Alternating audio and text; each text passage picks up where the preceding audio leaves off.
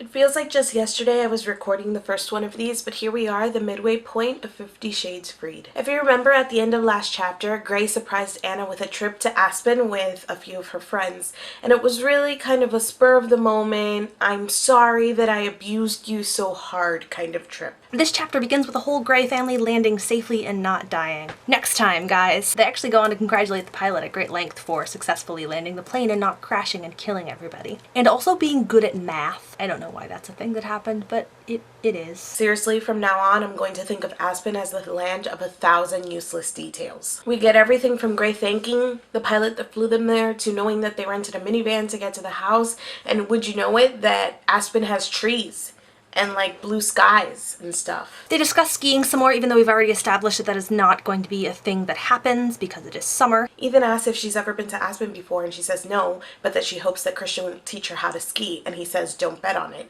because, you know, she might be skiing and break her neck. So Anna can ride on a plane that might fall out of the sky, but she can't go skiing because she could possibly break her neck. We're barely 2 pages into this chapter and we've already got another item for the ever-growing list of insane, controlling crap that Christian Grey restricts Anna from doing out of some bullshit desire to protect her. I'd like to think that this ever-growing list of things that Anna can and cannot do for her safety was sort of random and ever-changing, but I think the underlying theme is that anything that puts Anna's life into her own hands is off limits. During the minivan ride, Anna notices that Kate is the only one who isn't engaging in conversation, and she wonders what's wrong with her. But then she remembers that Evil Gia designed the house that they're going to be staying in. So now, Evil Gia, in addition to being a woman who was near or around Grey and you know, having once had a fling with Elliot, is now super evil because she designed the house that they're staying in. Grey hopes that Anna is gonna like this house in Aspen, but it's not a big deal if she doesn't because they can just sell it and buy another one. I hate everything. And I find this hilarious because he doesn't actually care about any of her opinions, like outside of this or at any other time, but he's really nervous that she might not approve of the house. Like, he doesn't care if she wants to go have drinks with friends or what she wants to eat or any other thing, but oh my god, she must approve of this house. When they get to the house, they're greeted by the couple who takes care of the house for Grey, and Anna's shocked that he has more staff because I don't know if you guys have heard this, but they're rich. Everyone else in the Grey family is really like familial with the house staff at this house when they get there, except of course for Christian Grey because he's an asshole. Anna's not shocked by this because he's a cold-hearted asshole. Oh, I'm sorry, no, it's because he's like tortured and stuff. I'm just kidding, it's because he's an asshole. Grey carries Anna over the threshold and then offers to take her on a tour. Basically, the tour is, see how wealthy I am. Are you uncomfortable yet by the amount of my wealth? Isn't it hard being so wealthy? Anna is reminded of the first time Grey gave her a tour of Escala. She remembers that how overwhelmed she was at all his money back then, and her subconscious hisses at her, you got used to it. The best part of this is that Grey is standing next to her, and like nothing else has happened, just the conversation in Anna's head, and Christian Grey frowns. It's perfect because it's like now he can hear the voices in her head. They're probably so deeply connected that nothing else is happening. He's just standing there and her subconscious is being a bitch. Like they're having this entire conversation internally and he's reacting to it. Anna boo-hoos about all of their wealth some more. Anna, nobody feels sorry about your newfound rich girl problems. You don't even actually express any rich girl problems. Your problem is that you're rich, which you like unpaid bloggers say fuck you. If the money is really such an issue, she could just do charitable things with it. I'm just kidding. That would require her to take an interest in things other than herself and her miserable little relationship. And I'm sure Christian Grey would forbid it just because. Grey's like, please don't stress about how rich we are. And Anna just randomly goes, so what did Evil Gia have to do with the house? Grey's like, why are we talking about Evil Gia? And Anna's all, did you know that Elliot and Evil Gia had a fling? Grey's response is, Elliot's fucked most of Seattle, Anna. Anna's all, because people having sexual relations with one another is very, very disturbing. Grey responds with, mainly women, I understand, and Anna's all, no. It's like a nice little misogyny side dish for them to be all, Elliot gets it in all the time after Grey made such a big fucking deal about Anna's purity. Thanks for that. Anna doesn't think that Kate knows that Elliot has had sexual relations with the entire city, and Gray says that he probably doesn't broadcast that information. Gray doesn't think that this conversation is actually about Evil Gia or Elliot's promiscuity, and Anna breaks down and she's all, I know, it's just that it's been a very hard week and everything is really overwhelming, and you abuse me daily and sometimes you almost murder me and it's a lot to take on. She doesn't actually say that, but I was just filling in the blanks for you guys because she is very overwhelmed. Gray comforts her and tells her to forget what he said about Elliot, but Anna thinks that his sexual past explains why he's always teasing Gray. Gray doesn't think that has anything to do with anything because his whole family thought he was celibate and gay before Anna came along. This segues into Anna wondering why he has this house in the first place if he had no one to share it with. And I'm not really sure what she's getting at because he's rich and he has a big house and he has a family and he also has a big apartment, he has a boat and he has a helicopter, and just because he was single doesn't mean that he shouldn't have possessions. More stuff about their eternal love that was so eternal that Christian Grey unknowingly bought this place in Aspen for Anna before he even met her. It's really cute, this notion that he was waiting for her while he had these 15 sexual slaves, but he never brought them to his house in Aspen, see? He was waiting for her. So they're being gooey with each other like, oh, thank you for waiting for me. No, thank you for waiting for me. And Anna says that she feels like she cheated because she didn't have to wait very long. Gray wonders if he's that much of a prize, and Anna's response is going to have to be quoted directly. Christian, you are the state lottery, the cure for cancer, and 3 wishes from Aladdin's lamp all rolled into one.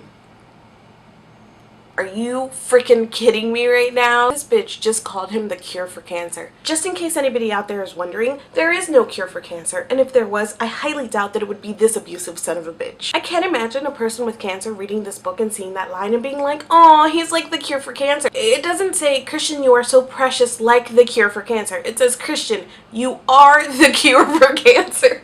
You are the cure for cancer.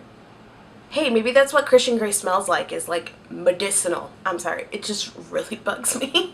They start making out because being the cure for cancer is really sexy. It rains and all the men folk want to go fishing, which means that Anna is going to have to do several of her least favorite things all at once. Shopping, spending time with people who aren't Christian Grey, and pretending to be a halfway decent friend. Elliot says that he has to go to town to pick up a battery for his watch because apparently the batteries in Aspen are A+.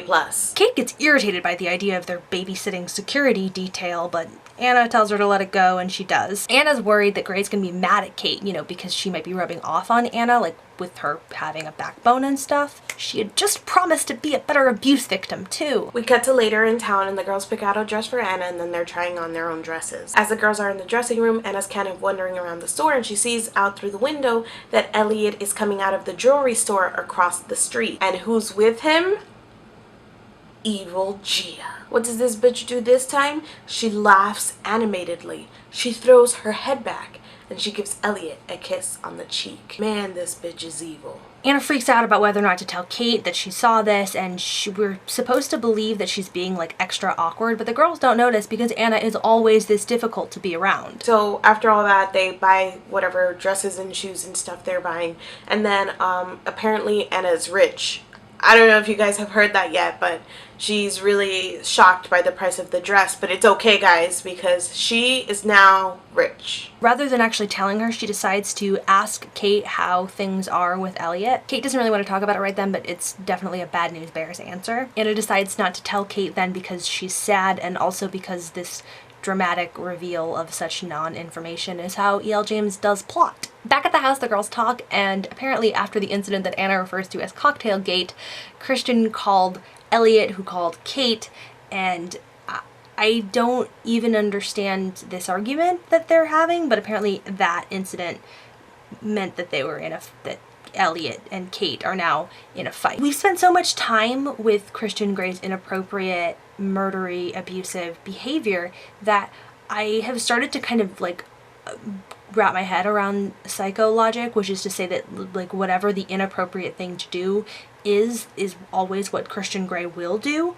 So it was sort of like naturally he would be mad at her for going out for drinks because he's evil. In my head, I had kind of assumed that everyone else in this book was like maybe a normal functioning human being, so I really don't understand this argument at all. Kate is about to cry as she admits that she really likes Elliot, and Anna is such a good friend that she goes, oh no, is she about to cry? Does this mean that her pink pajamas are gonna make a comeback? Her pink pajamas were mentioned in the first book. Like, whenever Kate gets sad, she puts on these terrible pink pajamas that Anna hates. So her best friend is on the verge of tears and she's like, crap, do I have to see those pink pajamas again? I hate them. Between this and the fact that Kate's plum dress is probably a semen encrusted mess right now, I don't know why these two are still friends. Kate's bummed because they're fighting and she thinks it's maybe over soon, but also she thinks that he's like the one and she wants to marry him and have his babies and stuff.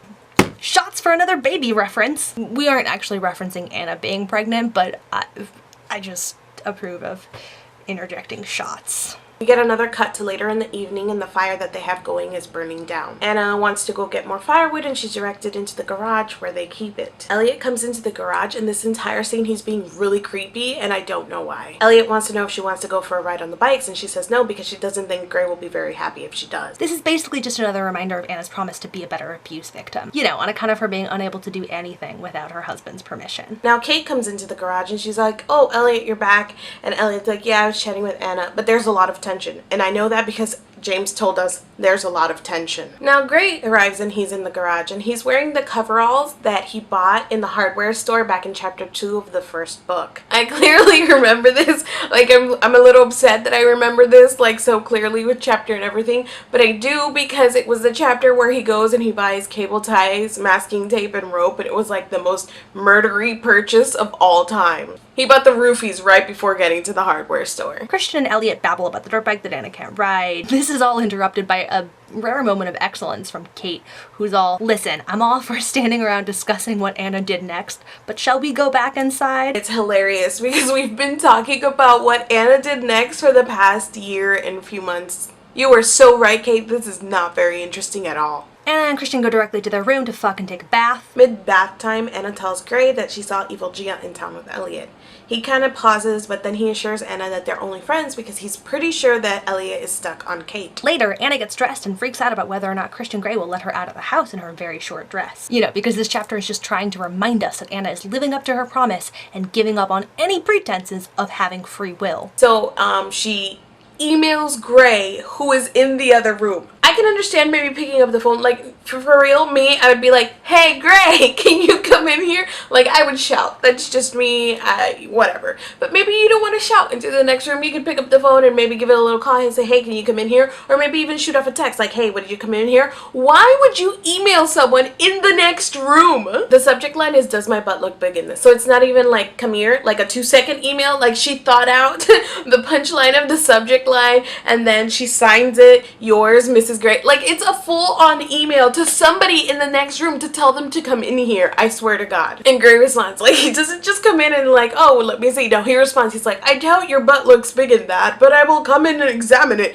And he like a full response before entering the room 1 second later while Anna is reading the email. Gray says that yes, she can wear the dress, but only after lecturing her about not bending over while wearing this dress, and also sticking his finger in her vagina to remind her that her vagina belongs to him. Like, he says that it's not far from the hem of her dress to her vagina, and Anna's like, what's your point? And his point is that it's not far from her vagina, like the outside of it, to having a finger inside of it. I'm not really sure what he's getting at. Like, maybe if you wear short dresses, you are inviting men to finger you. This tells me that Anna will bend down in the very near future, and there will be some punishment to go along with it. I'm just guessing.